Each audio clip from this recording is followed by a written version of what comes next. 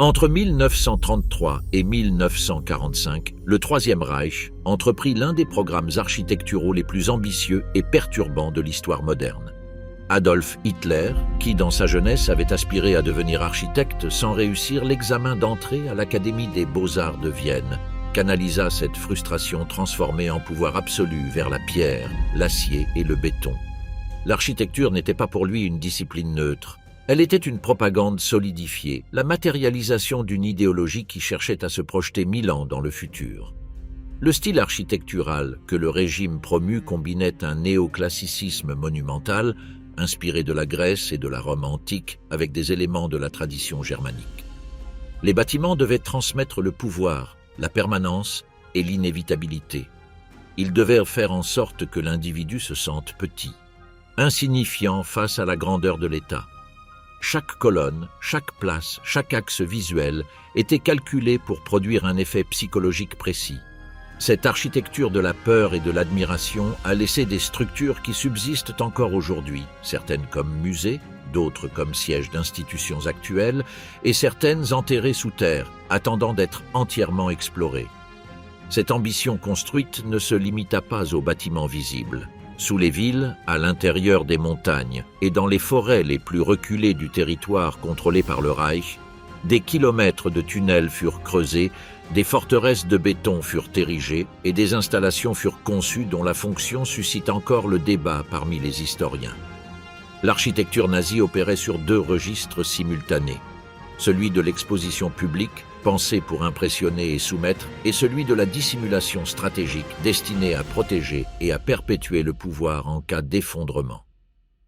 Un élément rarement mentionné est l'économie d'échelle de ces projets. La construction du Reich ne payait pas les prix du marché pour les matériaux ni pour la main-d'œuvre. Les carrières de granit de toute l'Europe occupée fournissaient la pierre à des tarifs que les régimes collaborationnistes ne pouvaient refuser. Les prisonniers des camps de concentration et les travailleurs forcés des territoires occupés représentaient une main-d'œuvre dont le coût était minimal. Sans cette économie de la coercition, aucun des grands projets architecturaux du régime n'aurait été financièrement viable. La pierre des bâtiments nazis est, en ce sens, inséparable de la structure d'oppression qu'il a mise en place. Chaque bloc de granit possède une chaîne de garde qui conduit invariablement au même système.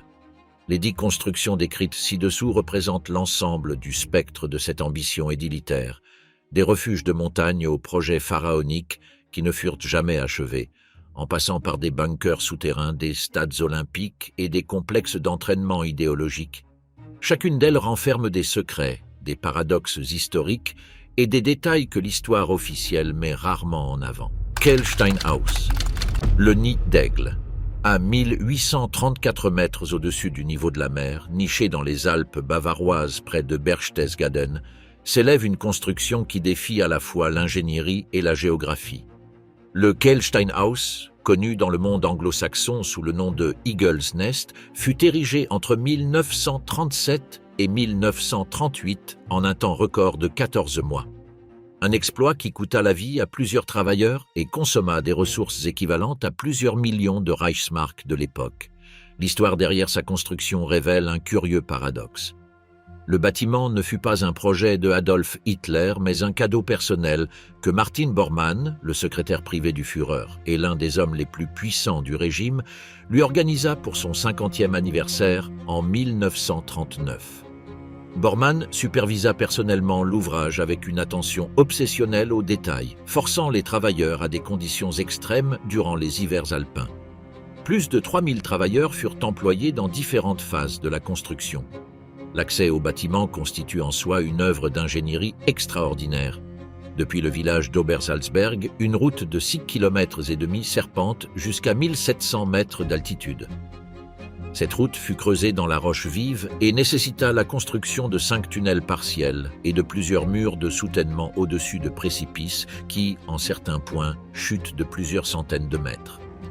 Depuis la fin de la route, un tunnel creusé dans la roche vive de 124 mètres de longueur conduit à un ascenseur en bronze et en laiton d'une capacité de 40 personnes qui monte verticalement de 124 mètres supplémentaires jusqu'au vestibule du bâtiment. L'intérieur de l'ascenseur, décoré de miroirs biseautés et de bois de cerisier poli, semble appartenir à un hôtel de luxe viennois plutôt qu'à une installation de montagne. Le bâtiment lui-même possède un plan relativement modeste, une salle principale circulaire avec cheminée en marbre rouge italien offerte par Benito Mussolini. Salle à manger, cuisine, chambre pour le personnel et une terrasse avec vue panoramique qui, partant clair, atteint jusqu'à Salzbourg. La salle centrale, avec ses fenêtres trapézoïdales et sa structure en pierre alpine, fut conçue pour recevoir des dignitaires étrangers dans un environnement qui transmette simultanément la grandeur du Reich et son enracinement dans le paysage allemand. La décision d'utiliser des matériaux locaux, du granit des carrières proches et du bois des forêts bavaroises, était délibérée. Hitler comprenait que l'architecture devait parler le langage du paysage qu'elle dominait. Ce que peu de récits mentionnent, c'est que Hitler visita le Kehlsteinhaus à peine 14 fois dans toute sa vie. Il souffrait de vertige et trouvait perturbante l'altitude extrême. Le brouillard fréquent le gênait également car le bâtiment se retrouve souvent enveloppé dans des nuages qui suppriment les vues.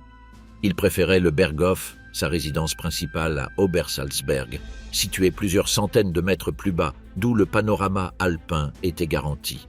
Ainsi, le bâtiment le plus spectaculaire de son complexe privé finit par être utilisé principalement pour des réceptions d'État, en l'absence de l'homme pour lequel il fut construit. Pendant la guerre, le Kehlsteinhaus fut utilisé sporadiquement par Eva Braun et par des délégations étrangères. En 1945, face à l'avancée alliée, les SS planifièrent de le détruire, mais la résistance de certains officiers locaux et la rapidité de l'avancée américaine le préservèrent.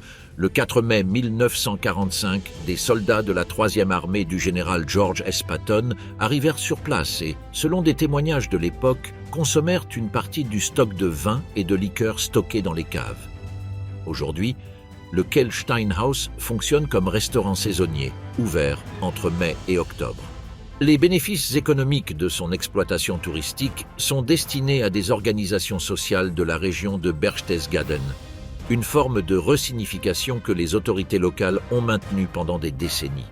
Le bâtiment reçoit environ 350 000 visiteurs par an, ce qui en fait l'un des sites historiques les plus visités de Bavière.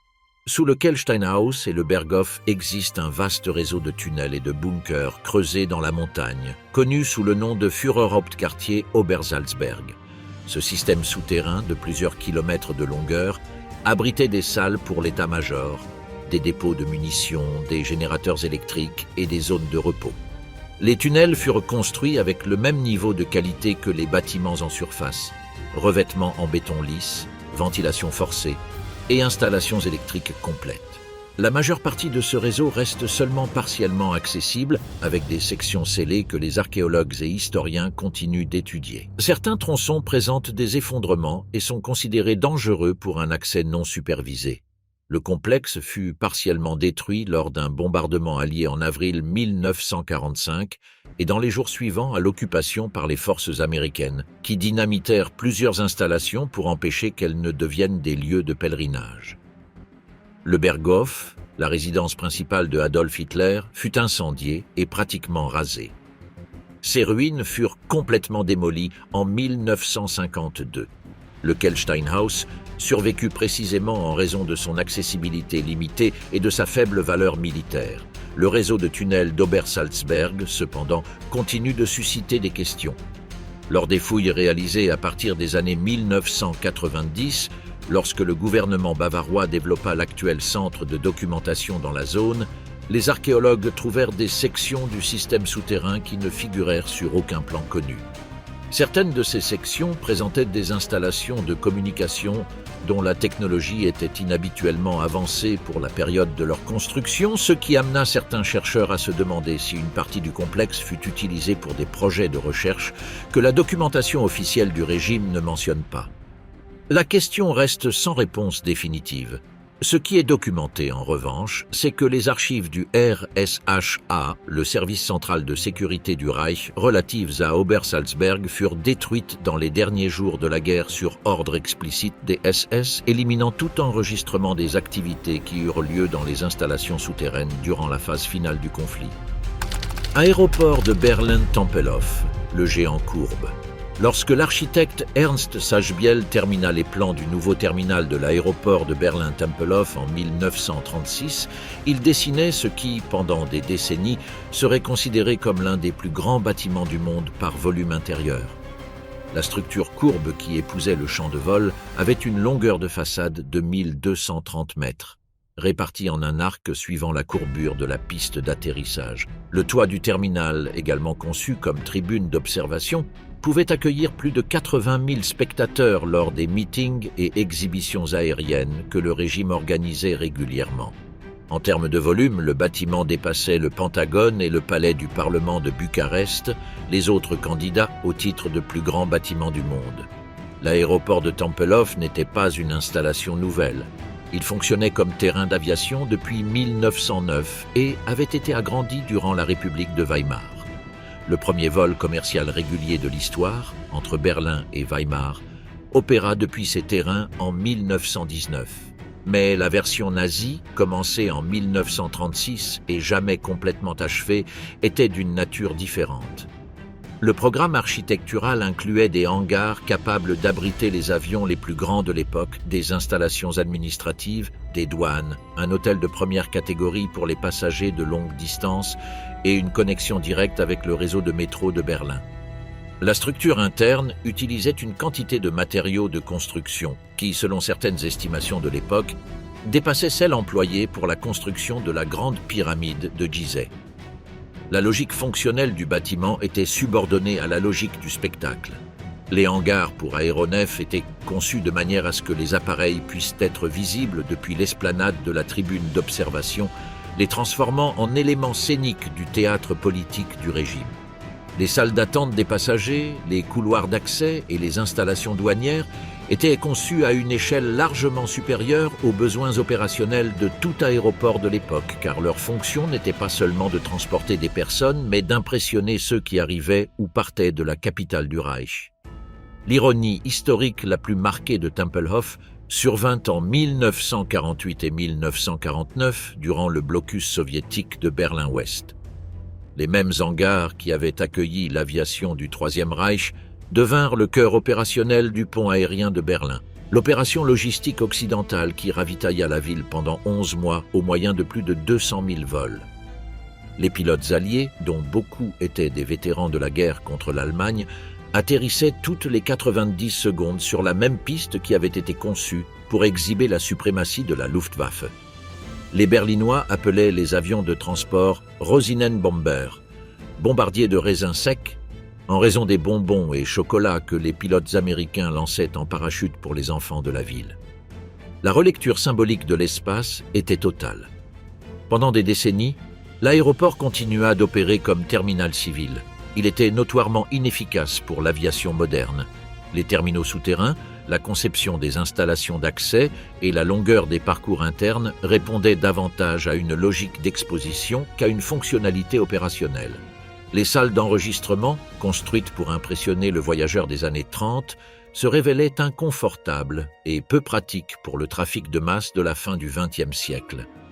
Il ferma définitivement en 2008, après des décennies de débats sur son avenir, et avec lui disparut le dernier aéroport urbain intégré dans le tissu résidentiel d'une grande capitale européenne.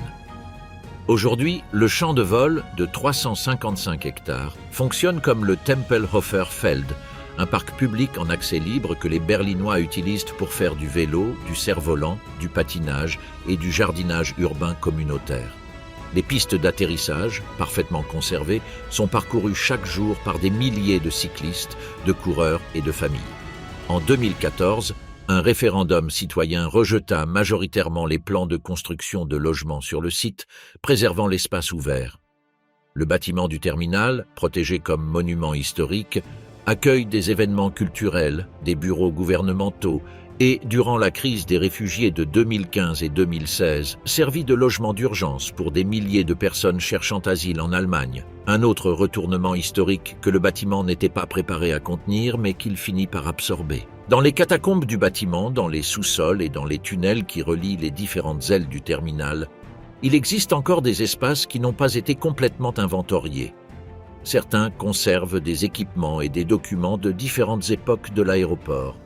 L'accès est restreint, mais il existe des visites guidées qui s'aventurent dans ces zones, révélant des couches superposées d'histoire allant des années du Reich jusqu'à la guerre froide.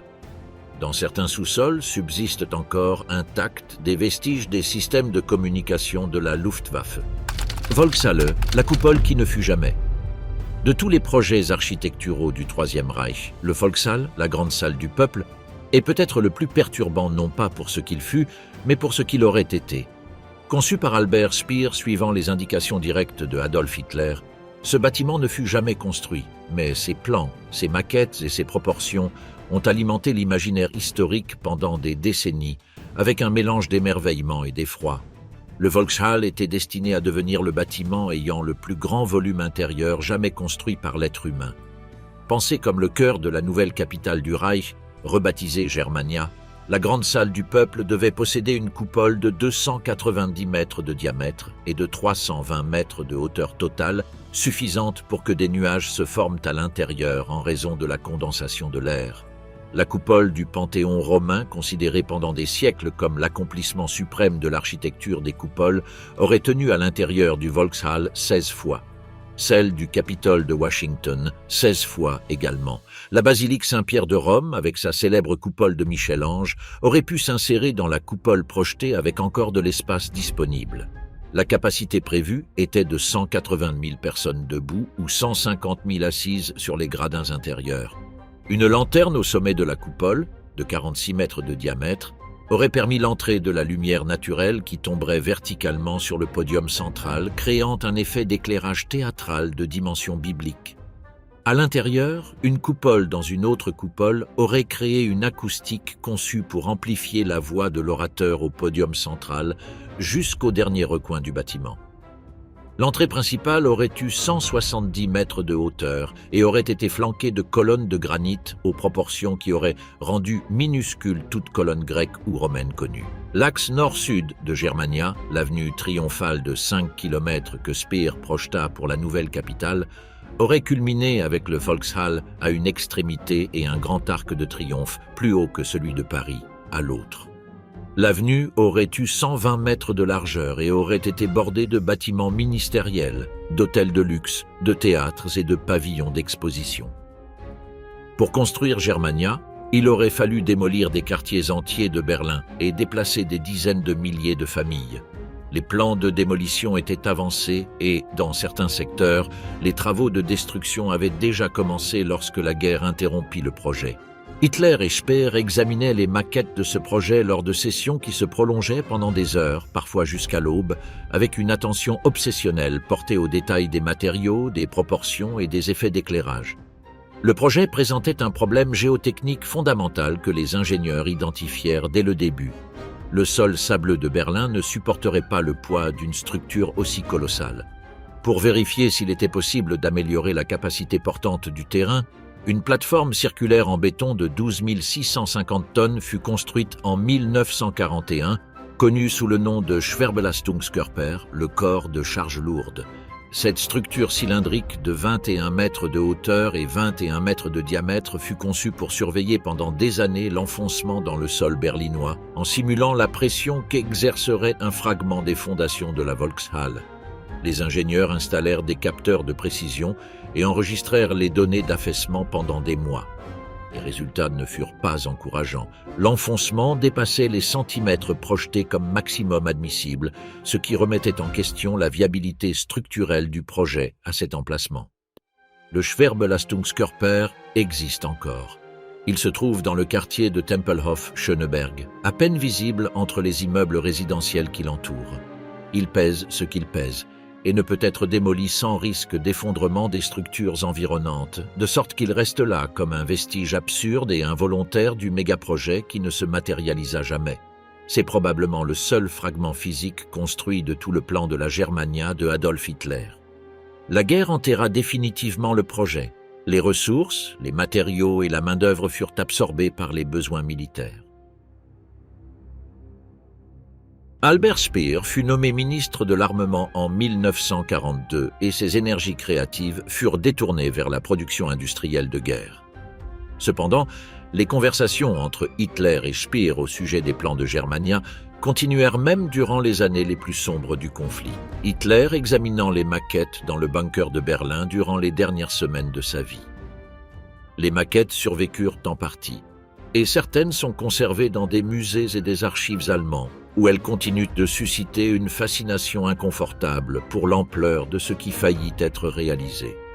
Dans ses mémoires, écrites durant les 20 années de prison qu'il purgea à la prison de Spandau après sa condamnation lors des procès de Nuremberg, Speer décrivit les projets de Germania avec une ambiguïté que les historiens débattent depuis des décennies.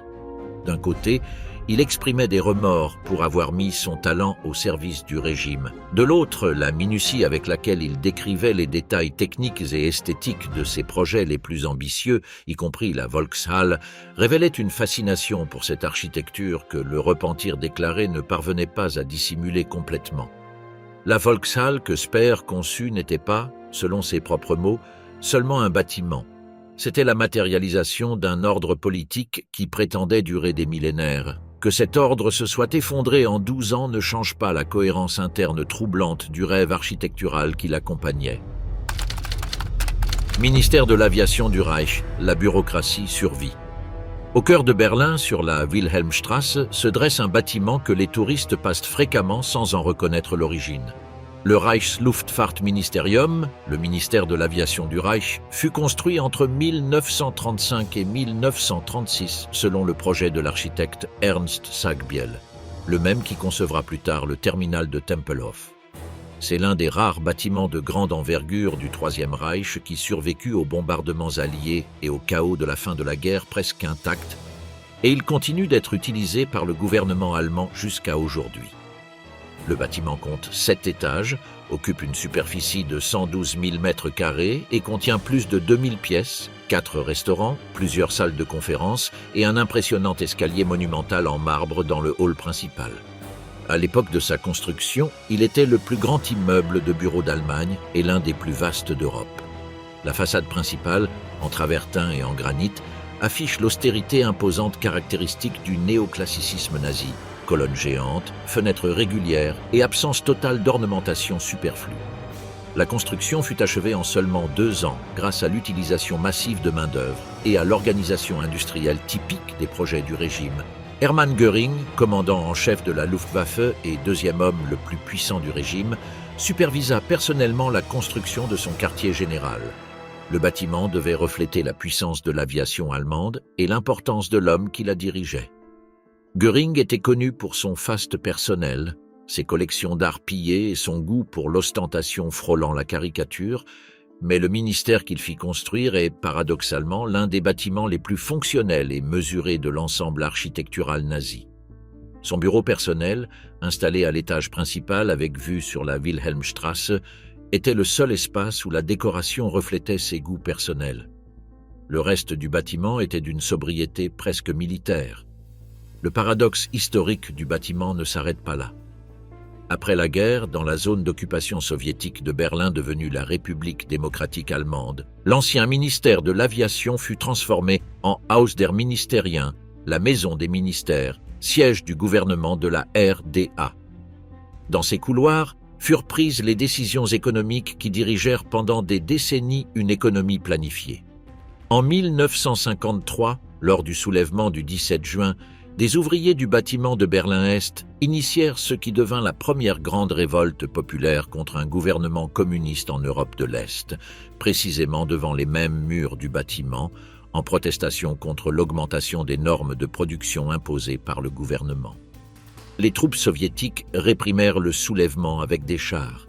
Sur les murs extérieurs du bâtiment, on peut encore observer les impacts de projectiles datant de ces jours-là. Après la réunification allemande, le bâtiment accueillit le Bundesministerium der Finanzen, le ministère fédéral des Finances. Dans le hall, on conserve une grande fresque de Friedrich Lennartz réalisée en 1952 durant l'ère de la RDA, qui représente des scènes de travail industriel et agricole dans le style du réalisme socialiste. Le bâtiment contient ainsi, dans ses strates matérielles, 3 régimes successifs. Le nazisme qui l'a construit, le socialisme qui l'a habité et la démocratie libérale qui l'occupe aujourd'hui. Aucun autre bâtiment de Berlin ne concentre dans son histoire architecturale un parcours politique aussi complet du XXe siècle européen. En 1990, durant les quelques mois où la RDA tenta de se réformer avant la réunification, le dernier gouvernement de l'Allemagne de l'Est signa le traité d'union monétaire dans l'une des salles de ce bâtiment. Les mêmes murs qui avaient encadré les délibérations de la bureaucratie nazie accueillirent l'acte qui dissolvait l'État successeur de ce régime. Aujourd'hui, les fonctionnaires du ministère travaillent dans des bureaux dont les fenêtres et les proportions furent conçues par les architectes de Hermann Göring, sous des plafonds calculés pour transmettre l'autorité du Reich, en gérant les budgets de la démocratie la plus puissante d'Europe. Le bâtiment ne possède aucune plaque sur sa façade principale avertissant le passant de son origine. La décision de ne pas le signaler de manière proéminente répond à une politique délibérée des autorités allemandes concernant les bâtiments de la période nazie qui restent en usage administratif actif. Son histoire n'est pas dissimulée, mais elle n'est pas non plus transformée en élément d'exposition permanente dans l'espace public quotidien. Les visiteurs qui interrogent les agents de sécurité sur l'histoire du bâtiment reçoivent des informations précises et documentées. Ceux qui ne posent pas de questions entrent simplement pour effectuer leur démarche dans une structure qui pourrait passer pour un ministère de n'importe quelle capitale européenne de l'entre-deux-guerres, ce qui, dans un certain sens, est exactement ce qu'elle est. Complexe des rallyes de Nuremberg, la géométrie du fanatisme. Chaque mois de septembre, entre 1933 et 1938, la ville de Nuremberg se transformait en scène des Reichspartetage, les congrès annuels du parti nazi. Ces événements, qui duraient entre 4 et 7 jours, réunissaient des centaines de milliers de participants dans un spectacle de masse calculé avec une précision millimétrique pour produire un état d'exaltation collective. Le terrain choisi pour ces actes, au sud-est de la ville, devint l'un des plus grands complexes architecturaux jamais planifiés dans l'histoire européenne. Bien qu'une grande partie du projet ne fût jamais achevée, ce qui fut construit suffit à comprendre l'ampleur de l'ambition. Le Reichsparteitagsgelände, le terrain des congrès du parti, couvrait une superficie de 11 km² et fut conçu par Albert Speer en collaboration directe avec Adolf Hitler. L'ensemble incluait plusieurs enceintes distinctes pour différents types d'événements. La Zeppelinfeld pour les grandes parades militaires et les démonstrations du parti, le Märzfeld pour les manœuvres de l'armée, la Kongresshalle pour les discours du parti, le Luitpold Arena pour les processions commémoratives et le Stadion Nürnberg, un stade pour 400 000 spectateurs qui aurait dépassé en capacité tout autre site sportif jamais construit dans l'histoire humaine. La Zeppelinfeld est la structure la plus connue et la mieux conservée de l'ensemble. La tribune principale, inspirée de l'autel de Pergame de l'Antiquité grecque, mesure 360 mètres de longueur et était à l'origine couronnée d'une rangée de colonnes en pierre calcaire entre lesquelles brûlaient des flammes lors des célébrations nocturnes. Au centre de la tribune se trouve le podium depuis lequel Hitler et d'autres dirigeants du parti prononçaient leurs discours devant une esplanade capable d'accueillir 160 000 personnes organisées en formation géométrique. Speer conçut pour les événements nocturnes dans ce lieu ce qu'il appela lui-même la cathédrale de lumière. 130 projecteurs d'artillerie anti-aérienne orientés verticalement qui créaient des colonnes de lumière s'élevant sur plusieurs kilomètres dans le ciel, formant une architecture éphémère que les photographes de l'époque ont capturée dans des images encore impressionnantes aujourd'hui. L'ambassadeur britannique à Berlin écrivit dans son journal que cette vision était l'expérience la plus imposante qu'il ait jamais contemplée.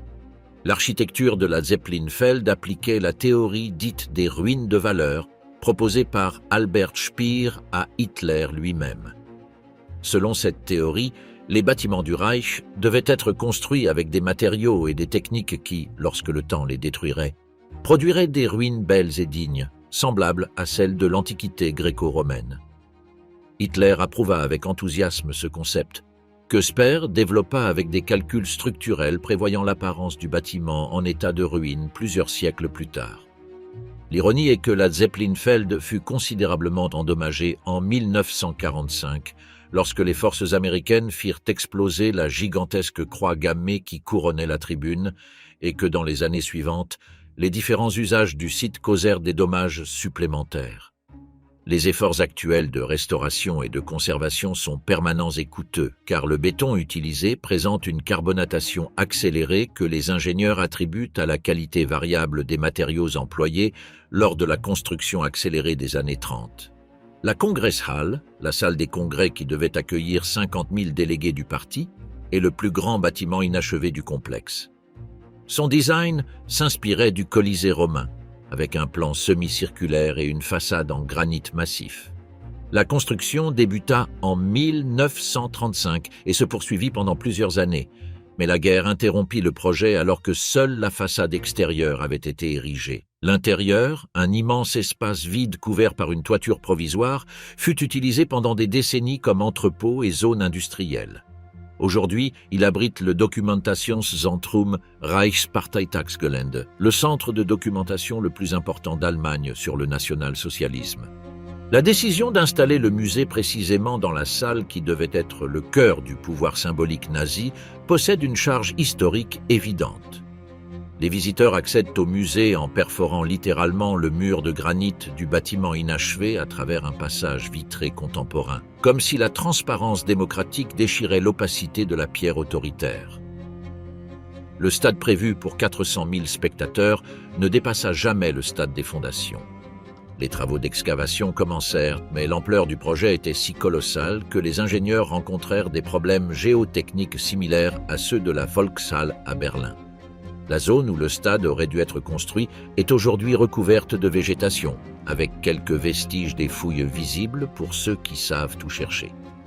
Le lac artificiel qui entoure partiellement la zone où auraient été situées les tribunes est aujourd'hui un lieu de loisirs et de baignade pour les habitants de Nuremberg, une autre des transformations d'usage que l'après-guerre produisit sur les vestiges de l'architecture du régime. La ville de Nuremberg entretient avec son propre passé une relation particulièrement chargée. Elle fut la ville des congrès du parti, mais aussi celle où se tinrent les procès des principaux dirigeants survivants du régime entre 1945 et 1946, et où furent formulés pour la première fois dans l'histoire les principes du droit pénal international. Le palais de justice où se déroulèrent les procès de Nuremberg se trouve à quelques kilomètres du terrain des congrès.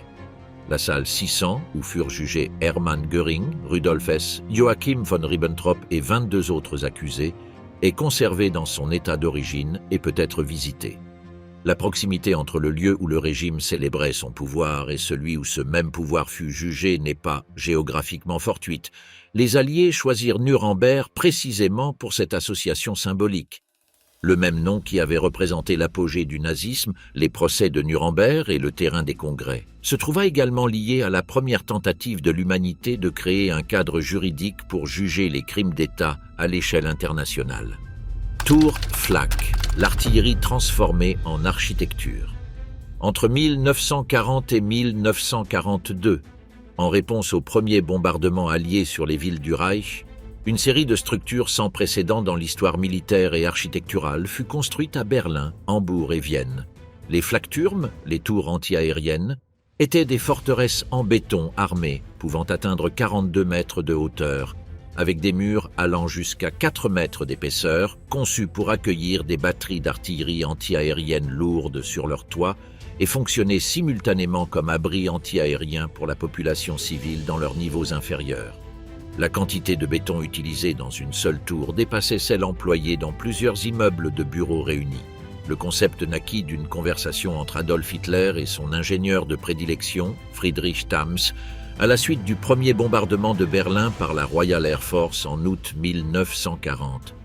Hitler, déconcerté par la vulnérabilité de la capitale, ordonna la construction immédiate de tours plaçant l'artillerie anti-aérienne au-dessus du niveau des toits de la ville, améliorant l'angle de tir et offrant en même temps à la population civile un refuge capable de résister à n'importe quelle bombe connue. Thams conçut ces tours en quelques semaines. La rapidité de construction fut tout aussi remarquable. Les premières tours de Berlin furent opérationnelles en moins d'1 an après le début des travaux. Le système fonctionnait par paires. La tour de combat, légèrement plus grande, abritait les batteries principales. 4 pièces d'artillerie de 128 mm aux angles du toit, capables d'abattre des aéronefs à des altitudes allant jusqu'à 14 000 mètres, ainsi que des batteries supplémentaires de canons plus légers pour des cibles à basse altitude. La tour de direction, plus petite et située à quelques centaines de mètres, contenait les systèmes radar Würzburg, la direction de tir informatisée et les communications. Ensemble, les deux tours coordonnèrent la défense aérienne d'un secteur de la ville. Les canons de 128 mm étaient les plus puissants de l'artillerie antiaérienne allemande et pouvaient tirer 16 projectiles par minute. Lors des nuits de bombardements intenses, le feu des tours Flak berlinoises était visible à plusieurs kilomètres de distance. À Berlin, 3 paires de tours furent construites dans les parcs de Tiergarten, Humboldthain et Friedrichshain. À Hambourg, une paire à Heiligengeistfeld et une autre à Wilhelmsburg. À Vienne, 3 paires réparties dans la ville. Les dimensions variaient selon la génération de conception. Les premières tours avaient un plan carré et une silhouette en gradin d'aspect presque médiéval, que certains contemporains comparaient aux tours de défense des villes italiennes médiévales. Celles de deuxième génération étaient plus grandes et plus fonctionnelles, avec un plan rectangulaire et une capacité d'accueil accrue pour les civils. Les tours de troisième génération, conçues mais seulement partiellement construites, intégraient des améliorations des systèmes de ventilation et de la capacité d'abri qui auraient permis d'accueillir toute la population d'un quartier pendant plusieurs jours sans avoir à sortir à la surface. La capacité d'abri était extraordinaire. La tour Flak du Zoo de Berlin, l'une de celles de première génération, pouvait accueillir jusqu'à 15 000 personnes dans ses niveaux inférieurs lors d'une attaque aérienne. Les conditions d'entassement étaient extrêmes, mais la protection offerte par les murs de 4 mètres de béton était réelle. Aucune tour Flak ne fut détruite par bombardement pendant toute la guerre. En plus des abris civils, certaines tours servirent de dépôt de réserve de l'État. Dans la tour du Zoo de Berlin furent stockées, durant les dernières années de la guerre, des œuvres d'art des musées berlinois, y compris des pièces du musée égyptien et du Pergamon Museum, des lingots d'or de la Reichsbank et des documents classifiés. Au cours des dernières semaines de la guerre, l'hôpital de campagne installé à la base de cette même tour traita des dizaines de milliers de blessés, tandis que le front se désintégrait dans les rues de la ville. Le destin d'après-guerre de ces tours fut aussi varié que fascinant. Celles de Berlin furent dynamitées, avec des résultats inégaux. Celles de Humboldthain et de Friedrichshain résistèrent partiellement aux explosions et leurs restes furent recouverts de terre, se transformant en collines artificielles qui sont aujourd'hui des parcs publics offrant des vues panoramiques sur la ville. Les fouilles archéologiques réalisées des décennies plus tard à Humboldthain révélèrent des fragments de structures encore intactes sous la couche de terre, y compris des salles entièrement préservées avec le plafond intact que les équipes d'exploration purent parcourir. Les tours de Vienne, quant à elles, ne furent pas démolies et présentent les cas les plus singuliers de réutilisation. La tour de l'Esterhazy Park fut transformée en aquarium public, le Haut des Meers, qui occupe plusieurs niveaux de la structure originale et abrite des requins, des tortues marines et des récifs coralliens artificiels à l'intérieur de murs qui autrefois tiraient sur des bombardiers alliés. La tour d'Arenberg Park fut utilisée pendant des décennies comme siège du service météorologique autrichien et est aujourd'hui un immeuble d'appartements privés haut de gamme. Celles de Hambourg furent partiellement démolies et leurs restes intégrés au paysage urbain de différentes manières, l'une d'elles étant partiellement transformée en salle de concert. Le problème de la démolition de ces structures est purement technique. Le béton avec lequel elles furent construites fut mélangé avec une proportion de ciment si élevée. Et les murs sont si épais que les explosions conventionnelles ne suffisent pas à les abattre sans risque de dommages collatéraux massifs aux bâtiments environnants. Le coût de la démolition est prohibitif. Ainsi, elles demeurent, dans le paysage des villes qu'elles défendirent autrefois, comme des monolithes qu'aucune époque n'a pu effacer. Stade olympique de Berlin, le sport comme propagande. Lorsque le Comité international olympique attribua à Berlin les Jeux olympiques d'été de 1936, la décision avait déjà été prise en 1931, avant l'arrivée au pouvoir du parti nazi. Le régime de Adolf Hitler, qui envisagea initialement de boycotter les Jeux en les considérant comme un événement cosmopolite et internationaliste incompatible avec ses valeurs, finit par adopter cette opportunité comme la plateforme de propagande mondiale la plus importante qu'il aurait pu imaginer. Plus d'une centaine d'installations sportives furent construites, rénovées ou adaptées dans toute l'Allemagne pour les Jeux, mais le stade principal fut le joyau de l'ensemble. L'Olympiastadion de Berlin fut conçu par Werner Marsch, qui développa un projet initial de son père, Otto Marsch, et le transforma selon les directives esthétiques du nouveau régime. Le stade original prévu pour les Jeux de 1916, rendus impossibles par la Première Guerre mondiale, était une structure moderne en acier et en verre. Hitler, lors d'une visite de la maquette en 1933, le rejeta par une phrase restée consignée dans les journaux de Albert Speer. « Ce verre et cet acier ne me représentent pas ». Marsch intégra la nouvelle commande avec une grande habileté. Le stade en béton et en pierre de Franconie, qui en résulta, répondit non seulement aux exigences esthétiques du régime, mais se révéla également un bâtiment fonctionnellement supérieur et esthétiquement plus durable que nombre de ses contemporains dans le monde. Marsch conserva, sous l'enveloppe classique exigée par le régime, une logique structurelle moderne qui détermina la longévité du bâtiment. Le stade a une capacité de 100 000 spectateurs et est creusé plusieurs mètres en dessous du niveau du sol environnant, ce qui réduisit la hauteur apparente des tribunes et créa une sensation d'intimité relative malgré l'énorme capacité. Cette technique, que Marsch appelait enfouissement partiel, résolvait également le problème esthétique posé par un gradin de plusieurs étages dans un paysage relativement plat. En enfonçant le terrain dans le sol, le bâtiment ne dominait pas l'horizon, mais s'y intégrait. L'accès au terrain depuis l'intérieur se fait par la Marathontor, la porte du marathon, un passage monumental qui débouche directement sur la piste d'athlétisme, créant pour le spectateur entrant un effet de révélation dramatique du stade. Les Jeux de Berlin de 1936 sont entrés dans l'histoire pour de multiples raisons. Jesse Owens, le sprinter afro-américain né en Alabama, remporta 4 médailles d'or sous les yeux d'un régime qui prônait la supériorité raciale aryenne, devenant le symbole le plus marquant de l'échec propagandiste des Jeux du point de vue nazi. L'histoire populaire affirme que Hitler quitta le stade lorsque Owens reçut ses médailles pour ne pas avoir à le féliciter.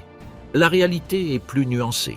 Le Comité international olympique avait demandé à Hitler soit de féliciter tous les médaillés, soit aucun, et Hitler choisit de cesser d'apparaître aux cérémonies de remise des médailles. À sa place, le maire de Berlin et le président du CIIO accueillirent les médaillés. Owens, de son côté, déclara à plusieurs reprises que le président Franklin D. Roosevelt fut le seul chef d'État à ne pas l'avoir félicité après ses victoires. La réalisatrice Leni Riefenstahl filma les Jeux pour le documentaire Olympia, l'un des travaux cinématographiques les plus innovants sur le plan technique de l'histoire du cinéma. Pour filmer les épreuves d'athlétisme, Riefenstahl obtint l'autorisation de creuser des fosses le long de la piste depuis lesquelles ses caméras capturaient des angles inédits, avec l'herbe et la piste à hauteur des yeux. Pour la couverture des sauts à ski, elle développa des techniques de ralenti et de ralentissement jusque-là inconnues, filmant les corps des athlètes en vol avec une plasticité visuelle qui influencera des décennies de photographie et de cinéma sportif. Le stade fut également, sur le plan cinématographique, un laboratoire d'innovation. Pendant la Seconde Guerre mondiale, le stade servit d'abri anti-aérien et d'hôpital de campagne. Il subit certains dommages lors des bombardements, mais sa structure principale résista. Les forces britanniques qui occupèrent la zone occidentale de Berlin y établirent leur quartier général, le baptisant British Olympic Stadium, et le terrain fut utilisé pour des événements sportifs militaires avant d'être restitué à un usage civil allemand en 1994. En 2006, il fut profondément rénové pour accueillir la Coupe du monde de football, avec l'ajout d'une couverture transparente qui protège les tribunes sans altérer les lignes extérieures du bâtiment historique. Les architectes chargés de la rénovation, le cabinet von Gerkan, Marg & Partner, réalisèrent un travail d'intégration remarquable. La toiture en membrane translucide et structure d'acier coexiste avec la pierre des années 30 sans conflit visible, éclairant les gradins sans modifier le profil extérieur. Le stade est aujourd'hui le terrain du Hertha BSC Berlin et reste le lieu de finale de coupe, de concerts et de grands événements. La question de savoir que faire des stades et installations de la période nazie a reçu à Berlin une réponse différente de celle d'autres villes.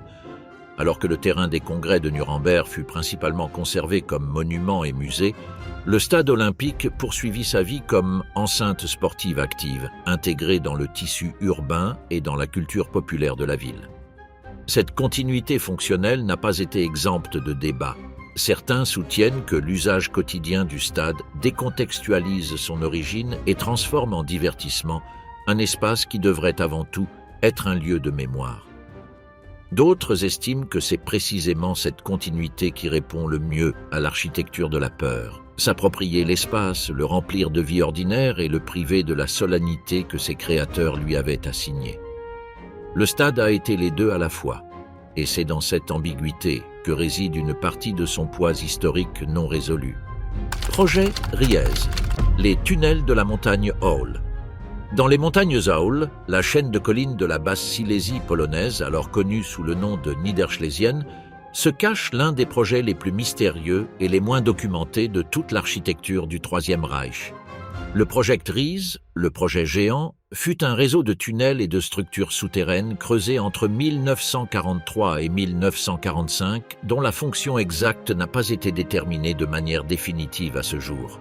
La combinaison d'une documentation incomplète, de la destruction délibérée d'archives et d'une géographie reculée a fait du projet Riez la plus grande énigme architecturale de la période nazie. Le projet comprend 7 complexes souterrains distincts, répartis sur une zone d'environ 30 km² autour du château de Książ et de la localité de Walim, dans ce qui est aujourd'hui le territoire polonais. Les noms de code des différents complexes, Riez, Sokolek, Rzeczka, Jugendheim, Seuferwasser, Wüstewaltersdorf et Wolfsberg, correspondent à des tunnels d'extension et d'état de conservation variés. Ensemble, les tunnels excavés totalisent plus de 9 km de longueur documentée, bien que les estimations de la longueur totale varient considérablement selon les sources consultées. Certains chercheurs proposent que le total pourrait dépasser les 30 km lorsque l'on inclut les galeries secondaires et les accès aujourd'hui bloqués. L'histoire de la construction constitue en elle-même un chapitre d'horreur. La main-d'œuvre fut principalement fournie par des prisonniers des camps de concentration. Entre 13 000 et 25 000 personnes travaillèrent aux excavations à différentes phases, soumises à des conditions de travail extrêmes qui provoquèrent une mortalité élevée. Les prisonniers provenaient de camps comme Gross-Rosen, le principal camp de concentration de la région, et étaient transférés vers les fronts d'excavation avant l'aube pour travailler en équipe qui s'étendait sur 12 heures ou plus dans l'obscurité et le froid du sous-sol. Les corps des morts furent enterrés dans des fosses communes aux alentours, dont certaines furent localisées lors d'enquêtes médico-légales après la fin de la guerre. Le mystère central du projet Riez est sa finalité. Les hypothèses les plus documentées par les historiens pointent vers un quartier général alternatif pour Adolf Hitler et le haut commandement, similaire au Wolfschanze en Prusse orientale, mais situé plus à l'ouest et plus éloigné du front oriental, qui avançait inexorablement depuis 1943. Le château de Książ, un palais de 415 pièces dont le propriétaire juif fut expulsé et dont la collection d'art fut confisquée, fut soumis à d'importants travaux d'adaptation durant la même période. Des sous-sols supplémentaires furent creusés sous ses fondations et des systèmes de ventilation et de communication militaire y furent installés. Le lien entre les travaux du château et les tunnels du projet Riez est évident pour les chercheurs, bien que les documents qui confirmeraient la fonction précise de l'ensemble n'aient pas été retrouvés. Certains historiens proposent que les tunnels étaient destinés à abriter des installations industrielles souterraines pour la fabrication d'armements avancés, hors de portée des bombardements alliés qui, à partir de 1943, dévastaient systématiquement les usines allemandes en surface. Les ancrages de machines lourdes et les systèmes de rails trouvés dans certains tronçons sont compatibles avec cette hypothèse. D'autres chercheurs évoquent les projets d'armement secret du régime, incluant des travaux liés aux fusées à longue portée de type V2 ou à des technologies de propulsion nucléaire que le programme d'armement du Reich explorait dans ses dernières phases. L'hypothèse du train d'or nazi ajoute une couche supplémentaire de mystère. En 2015, 2 chercheurs de trésors polonais annoncèrent avoir localisé, grâce à un géoradar, la position d'un train blindé allemand enterré dans un tunnel près de la ville de Wałbrzych, supposément chargé du contenu des dépôts de la Reichsbank évacués de Breslau face à l'avancée soviétique au début de 1945. L'annonce déclencha une opération de recherche avec des équipes spécialisées impliquant les autorités polonaises, des universitaires et des archéologues. Les fouilles ultérieures ne trouvèrent pas le train, mais révélèrent des anomalies géologiques et structurelles qui maintiennent ouverte la question de l'existence de tunnels supplémentaires non documentés dans la zone. Ce qui est avéré, en revanche, c'est l'ampleur du travail réalisé. Les complexes d'Ossowka et de Wodars, les plus accessibles au public, montrent des systèmes de tunnels de grande envergure, avec des salles de différentes dimensions, des systèmes de ventilation partiellement conservés et les marques des outils et des explosifs utilisés lors de l'excavation encore visibles sur les parois de granit. En certains points, l'infrastructure pour l'installation de machines lourdes et de rails d'approvisionnement est encore partiellement en place. La roche extraite lors des excavations fut évacuée par train et dispersée dans des décharges que les géologues ont localisées en plusieurs points des environs. La quantité de matériaux déplacés correspond à un volume total excavé bien supérieur à celui représenté par les tunnels documentés, ce qui renforce l'hypothèse de l'existence de galeries supplémentaires non découvertes. Les chercheurs polonais travaillant sur le projet depuis les années 1990 ont élaboré des cartes basées sur la corrélation entre la quantité de roches extraites et le volume des tunnels connus. L'écart est significatif. Il y a entre 20 et 30% de matériaux en plus que ce que les tunnels inventoriés peuvent expliquer.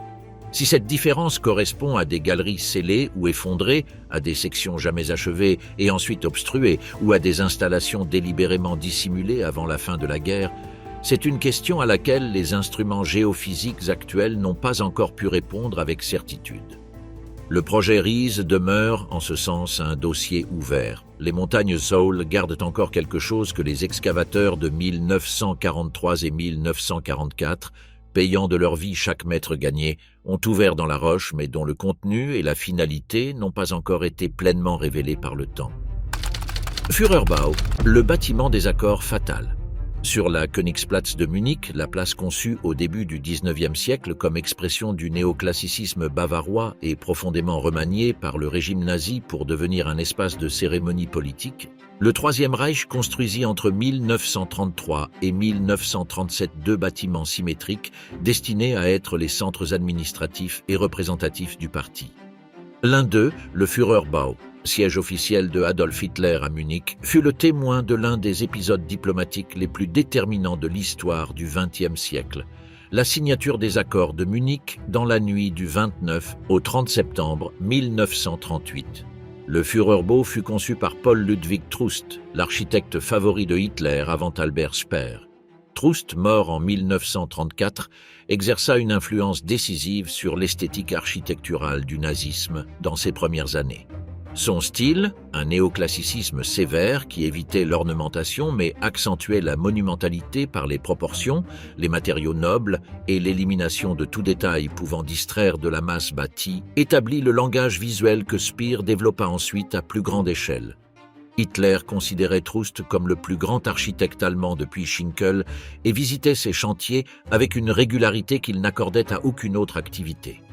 Le Führerbau compte 3 étages, avec une façade en calcaire de Jura et une entrée surélevée, accessible par un double escalier flanqué de vases monumentaux. Le rez-de-chaussée noble du bâtiment était organisé autour d'un grand hall central et d'une série de salons de représentation. La salle de conférence, les bureaux personnels de Hitler et une galerie d'attente pour les visiteurs. Les matériaux intérieurs, marbre de différentes provenances allemandes et italiennes, bois nobles, métaux travaillés et tissus, exprimaient l'opulence calculée du régime. Aux murs étaient accrochées des œuvres de la collection personnelle de Hitler qui, durant les années de pouvoir, fut enrichie par des achats sur le marché, des donations forcées de collectionneurs et des confiscations directes. Hitler avait une prédilection particulière pour les peintres allemands et autrichiens du XIXe siècle, notamment les paysages alpins et les nus académiques. Dans la nuit de septembre 1938, dans la salle de conférence du premier étage, se réunirent Hitler, Benito Mussolini, le Premier ministre britannique Neville Chamberlain et le président du Conseil français Édouard Daladier pour négocier l'avenir des Sudètes, la région de Tchécoslovaquie à majorité germanophone. La Tchécoslovaquie ne fut pas invitée à la réunion où son territoire était décidé. Les représentants tchécoslovaques attendirent pendant des heures dans une salle adjacente, sans accès aux délibérations. L'accord signé par les 4 puissances occidentales céda les Sudètes à l'Allemagne, en échange de la promesse de Adolf Hitler de ne plus revendiquer d'autres territoires européens. Neville-Chamberlain rentra à Londres en proclamant avoir obtenu la paix pour notre époque. Les images du Premier ministre britannique agitant le document de l'accord devant les caméras à l'aéroport de Euston le lendemain devinrent l'un des documents photographiques les plus commentés du siècle.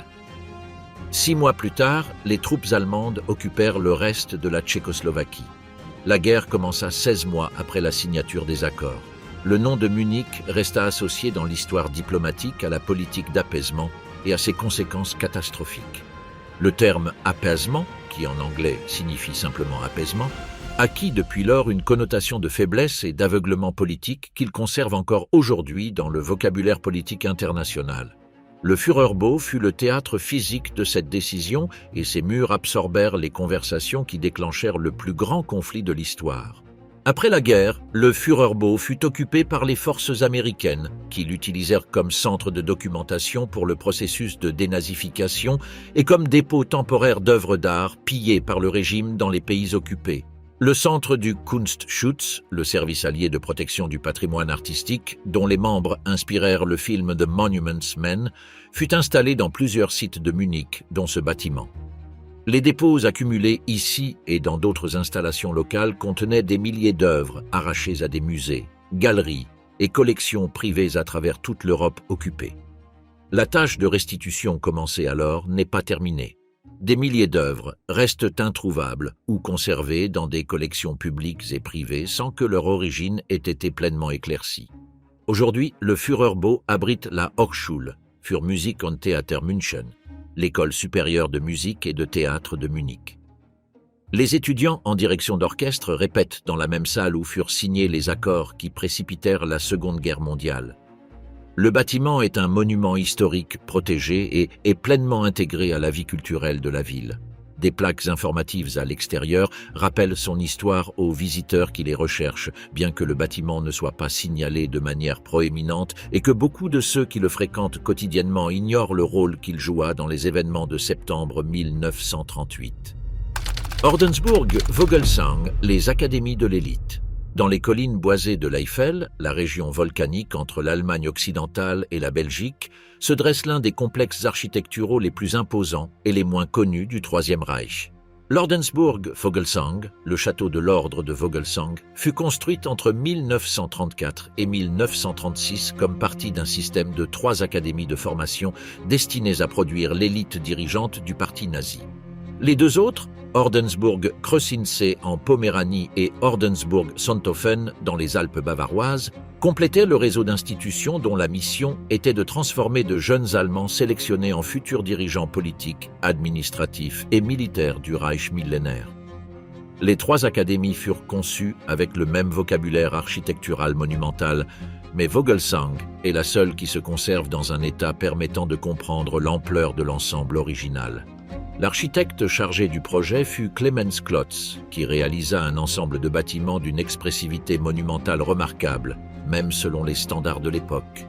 Le complexe de Vogelsang combine des références médiévales, avec son implantation en hauteur dominant le réservoir de la Ruhr et ses tours à l'aspect castrance, avec le langage néoclassique et les proportions gigantesques caractéristiques du style nazi. Le choix de l'emplacement n'était pas fortuit. Le terrain en pente surplombant un lac artificiel récemment créé offrait une position dominante sur le paysage environnant et garantissait l'isolement du monde extérieur que les planificateurs jugeaient nécessaire pour la formation d'une nouvelle élite. Le complexe devait être un monde en soi, séparé de l'Allemagne quotidienne et orienté vers la production d'un type humain différent.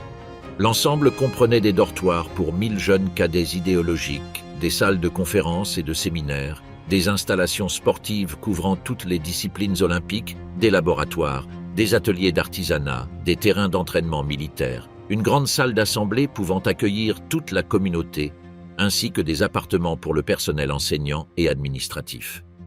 La tour dite des Junkers, l'élément le plus photographié du complexe, est une structure carrée de 30 mètres de hauteur, avec des murs en basalte volcanique noir extraits des carrières locales de l'Eiffel qui dominent visuellement l'ensemble. Depuis son sommet, les visiteurs contemporains bénéficient de vues sur le réservoir de la Ruhr et les forêts environnantes qui sont, objectivement, d'une grande beauté. Créant un malaise esthétique que le lieu reproduit constamment, l'architecture fonctionne. Les Junkers, terme emprunté à l'aristocratie prussienne mais réinterprété pour désigner les cadets du nouvel ordre, étaient sélectionnés selon un processus combinant des critères physiques, idéologiques et d'origine familiale. Ils devaient être ariens sur plusieurs générations, irréprochables physiquement et idéologiquement selon les standards du parti et démontrer des aptitudes au leadership évaluées à travers une batterie de tests physiques et psychologiques. Le processus de sélection était supervisé par Robert Ley, chef du Front du travail allemand et responsable du système des académies. Ley concevait les Ordensburgen comme des incubateurs d'une nouvelle noblesse, fondée non sur le lignage aristocratique, mais sur la pureté raciale et la dévotion idéologique. Le programme d'études était fondamentalement politique et idéologique. Histoire du parti et du mouvement völkisch, doctrine raciale avec ses fondements pseudo-scientifiques, géopolitique selon les théories de Karl Haushofer, art oratoire, sports et entraînement militaire. La formation académique conventionnelle, mathématiques, sciences, littérature, occupait une place secondaire. L'objectif n'était pas de former des érudits, mais des orateurs, des organisateurs et des commandants capables d'imposer la volonté du parti aux masses. Les cours alternaient avec des périodes intensives d'activité physique, incluant alpinisme, équitation, boxe et sport de combat. La violence contrôlée faisait partie du programme. L'Ordensburg-Vogelsang ne parvint jamais à produire la génération de dirigeants que le projet ambitionnait. La guerre éclata avant que les premiers cadets n'achèvent le cycle complet de formation prévu, qui devait durer plusieurs années réparties entre les 3 académies. Le complexe fut successivement reconverti en centre d'entraînement des Waffen-SS, puis en hôpital de campagne pour les blessés du front occidental.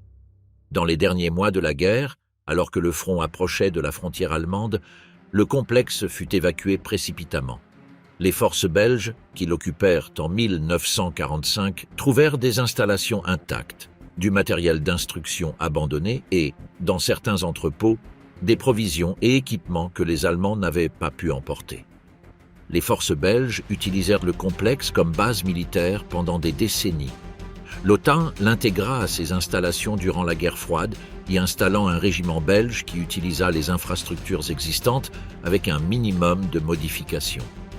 Les installations sportives, les dortoirs et les espaces de réunion continuèrent d'être utilisés avec la même fonctionnalité, bien que porteurs d'un contenu idéologique différent pendant plus de 60 ans. Les soldats belges s'entraînaient sur les mêmes terrains où les Junkers nazis avaient reçu leur formation paramilitaire. La continuité fonctionnelle du lieu était paradoxale, mais l'armée belge ne trouva aucune raison de construire de nouvelles installations alors que celles existantes étaient parfaitement opérationnelles. Lorsque les troupes belges quittèrent le complexe en 2006, les autorités locales de l'Eifelkreis Bitburg-Prüm se retrouvèrent face à une infrastructure de grande envergure en mauvais état de conservation et sans usage défini. La solution adoptée fut la création d'un centre de documentation permanent consacré à l'analyse historique du complexe et de l'idéologie qu'il avait produit, combiné à une valorisation touristique de l'environnement naturel du parc national de l'Eifel, au sein duquel se trouve le site. Le centre de documentation, inauguré en 2017 après des années de travaux de réhabilitation et d'aménagement, est l'un des plus modernes et des mieux conçus d'Allemagne en ce qui concerne l'interprétation de la période nazie. Les salles d'exposition permanentes utilisent le bâtiment lui-même comme objet d'analyse, confrontant l'idéologie qui a inscrit ses formes dans la pierre à un examen critique de ses conséquences. En même temps, certaines parties du complexe qui n'abritent pas le musée sont ouvertes à la visite libre, permettant aux visiteurs d'expérimenter l'échelle et l'intention coercitive de l'architecture sans la médiation constante d'un discours interprétatif. La sculpture monumentale qui décorait la façade principale, une figure masculine nue de style néoclassique nazi, demeure en place. La décision de la conserver, prise après un débat considérable, repose sur le principe que la destruction des vestiges de cette période efface les preuves de ce qui a existé. Les 10 constructions décrites dans ce texte représentent, dans leur ensemble, une cartographie des ambitions et des contradictions du régime qui les a produites. Certaines ne furent jamais achevées, d'autres ont survécu à la guerre et à des décennies d'usages différents de ceux pour lesquels elles avaient été conçues. Certaines abritent aujourd'hui des institutions éducatives, des ministères démocratiques ou des musées qui analysent de manière critique l'idéologie même qui les a érigées. D'autres restent enterrées, bloquées ou partiellement inexplorées, conservant encore des données que les historiens, archéologues et géologues tentent toujours d'extraire. Ce qu'elles ont toutes en commun, c'est l'échelle. L'architecture du Troisième Reich opérait à des dimensions qui dépassaient la fonctionnalité pour entrer dans le domaine du symbole.